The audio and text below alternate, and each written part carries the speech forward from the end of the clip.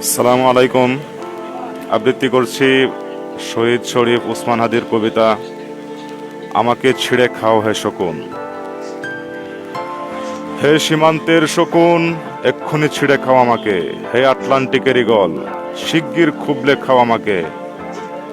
হে বৈকাল হ্রদের বাজ, আচড়ে কামড়ে ছিন্ন ভিন্ন করো আমাকে। আমার রক্তরসে শুধু অসহায়ত্ব আর অভাব।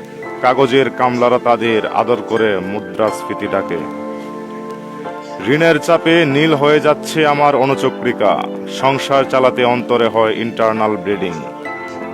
কি আশ্চর্য, তবু আমি মরছি না। ওদিকে দোজকের বয়ে আত্মহত্যা করবার সাহসও পাই না আমি।